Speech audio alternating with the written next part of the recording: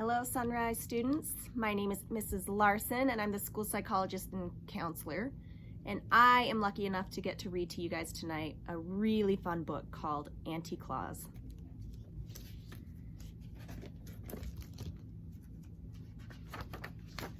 Auntie Claus by Eloise Primavera.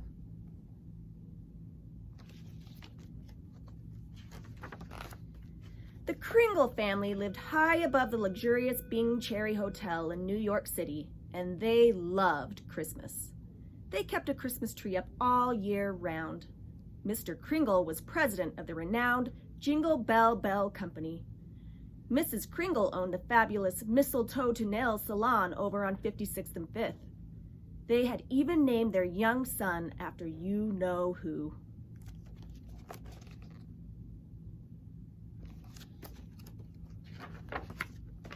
Sophie and her little brother had everything, but if you asked was it enough?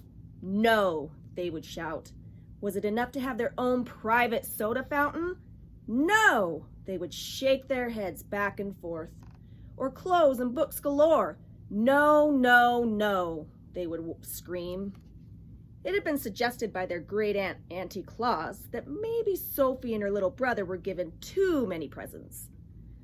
You can never have too many presents, sniffed Sophie. That's my motto.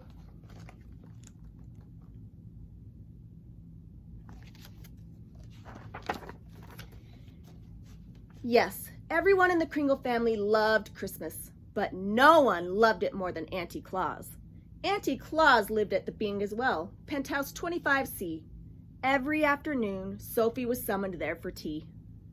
Each day, Auntie Claus would instruct Sophie on a different topic. One day, it might be Christmas trees. Always pick a nice full one, darling, with springy needles. Another day, decorating. You must drape the garland, darling, one strand at a time. You must never throw it on.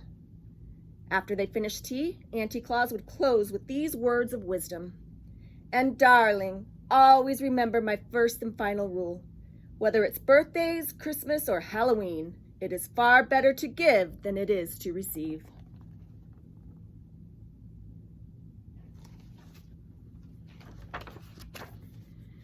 Sophie wondered about her great aunt a lot.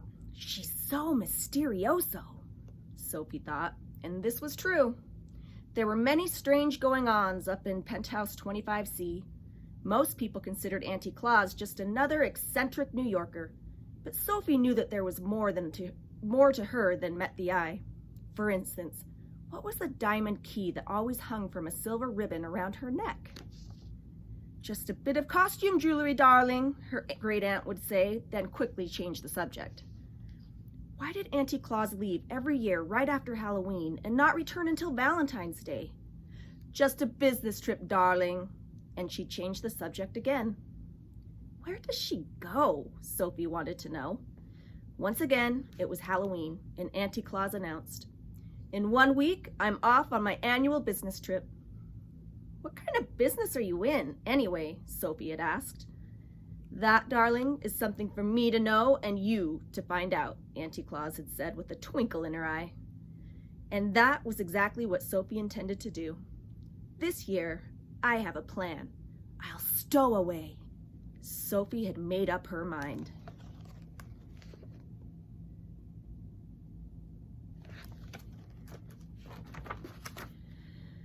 As she was leaving, Sophie said, "I'm going on a business trip with Auntie Claus." "Marvelous, darling. Be home in time for Christmas. There's a good girl," said her mother. "Do take your mittens," said her father. "I'm going too," said her little brother. "Oh, no, you're not," said Sophie. "Can if I want to," he said. "Can not," she said. "Can too," he cried. "Can not," she yelled. Wah! Sophie could hear his ear-splitting scream start to fade as she ran out the door.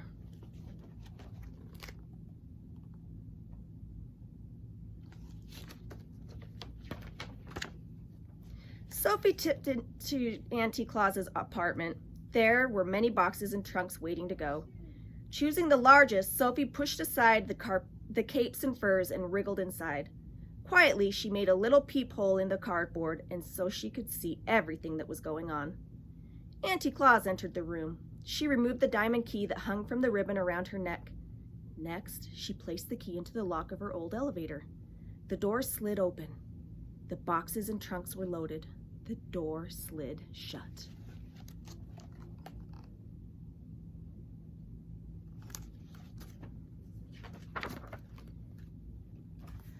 Vroom! The elevator shot up in the air and out into space. They were going up, up, up. Minutes, an hour passed, and still they were going up. Sophie could feel it getting colder and colder. From her peephole, she could see stars zipping by. Or was that snow? We can't possibly be in New York any longer, she thought.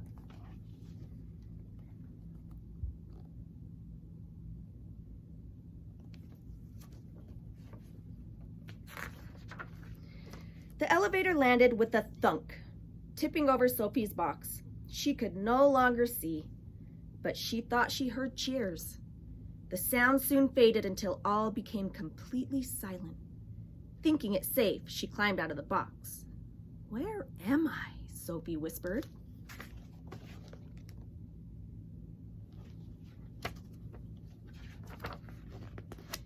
"You must be the new elf," a little man said. "That's it," said Sophie. "I'm the new elf. Who are you?"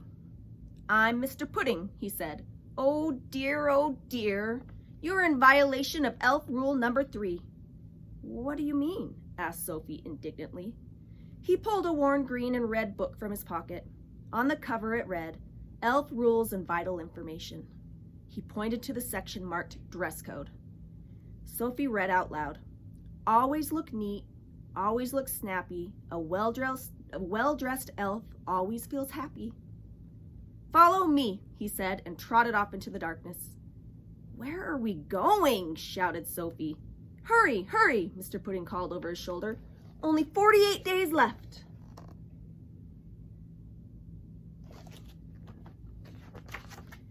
Mr. Pudding and Sophie put Sophie right to work in the mailroom. It seemed to her as good a place as any to begin her search. Where was Auntie Claus? And what was she doing here? For days, Sophie lived among the elves and did her best to blend in. She slept on a cot in the elf dormitory. She ate her meals in the cafeteria. No one suspected. Every day, Mr. Pudding appeared. "Hello, Elf Sophie. Settling in?" he asked. "The uniform is itchy. The hours are long," said Sophie. "This is hard work."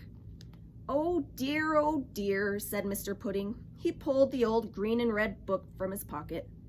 "Elf rule number 2, Mr. Pudding recited. An elf's work is never done, but hard work never hurt anyone." Rules schmools, thought Sophie.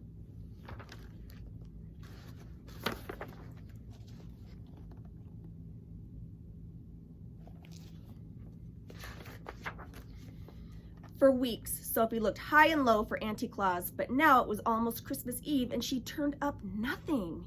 Sophie was worried. If she didn't find Auntie Claus, how would she get home? If she didn't get home, how will I get all my Christmas presents, she thought. Just then, Mr. Pudding appeared.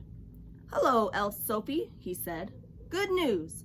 You have excelled in the mailroom and may proceed to package wrapping.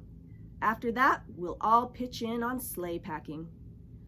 I'm not going to package wrapping, and I'm not going to sleigh packing. I want to go home," Sophie yelled. "I have to get all my..." But before she could finish, Santa's voice interrupted over the PA system.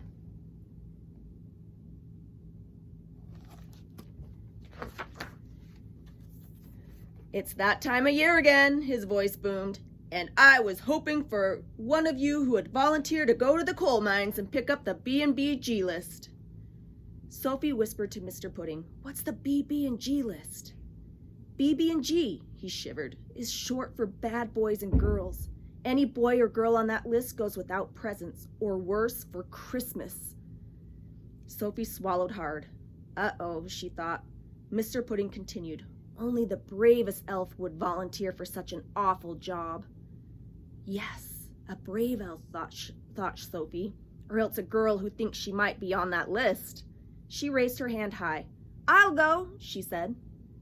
Oh dear, Mr. Pudding said. As Sophie made her way toward the coal mines, she heard the chanting of the B&G elves. "Spoiled brats and crybabies, wine babies and all the ones who don't believe. Here's some coal and here's some gunk. Fill a stocking that smells like skunk." Sophie went down, down, down, where it became darker and darker.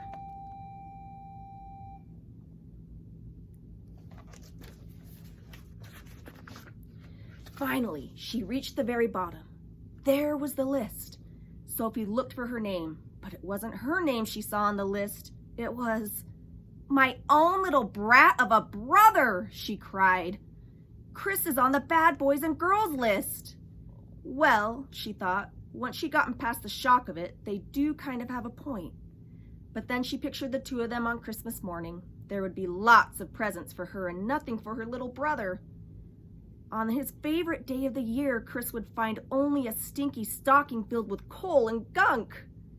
He will be so disappointed. He will be so sad, Sophie said. She quickly erased his name, but now there was a large telltale gap. There was only one thing to do. Sophie took a deep breath and wrote down her own name instead. The ink wasn't even dry on the page when some kind of really strong magic happened. Right before her eyes, the list, the B&G elves, and the coal mines vanished, and Sophie was whirling around and around, hurling through the air in a blur of Christmas red and green. Was she up? Was she down?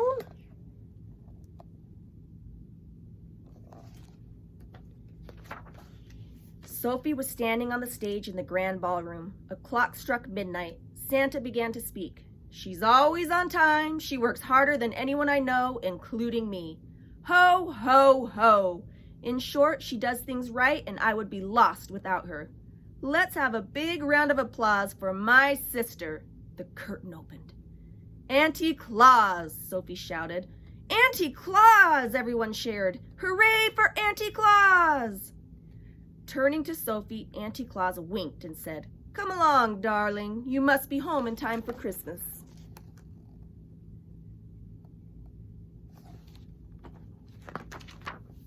Sophie was about to climb onto the sleigh when Mr. Pudding appeared. He was waving the green and red book in the air. Oh dear, he cried. "Auntie Claus, Sophie can't leave until she knows the first and final rule. See, it says so right here under departing procedures." The reindeer stomped restlessly and shook their heads as if to say, "Let's go, let's go." "Sophie knows the first and final rule, Mr. Pudding," Auntie Claus said. "I do?" said Sophie. "Yes, you do. Now hop onto the sleigh. There's a good girl."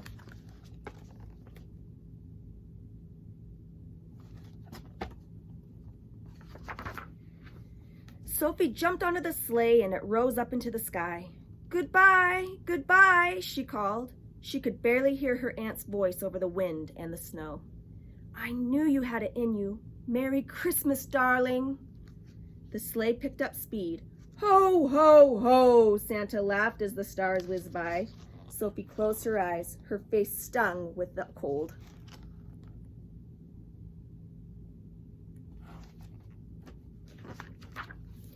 When Sophie opened her eyes, she could hardly believe she was in her own bed again. She ran down the stairs toward the living room. "Please let him get his presents," she whispered to herself. Under the tree was her little brother. His cheeks were red, his eyes sparkled, his belly shook with laughter. "Merry Christmas, Sophie," he bellowed. "Merry Christmas, Chris," Sophie said with great relief. It was then that she realized. Auntie Claus is right. I do know the first and final rule. She to give first and final rule. She said to herself, "It's far better to give than it is to receive."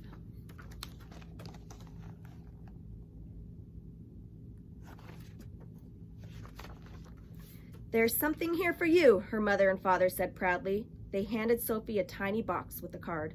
Inside was a diamond key hanging from a red ribbon. "It's from Auntie Claus," Sophie said. "Where is Auntie Claus anyway?" Chris piped up. "On a business trip, darling," Sophie said and smiled mysteriously. Suddenly, a thought occurred to Chris. "She's never here on Christmas," he said. "What kind of business is she in, anyway?" "That is something for me to know and you to find out," Sophie said to her little butterball of a brother. And someday he would. But that's another story. The end. I hope you guys enjoyed this Christmas story. I love you guys, and I can't wait to see you this next week. Bye.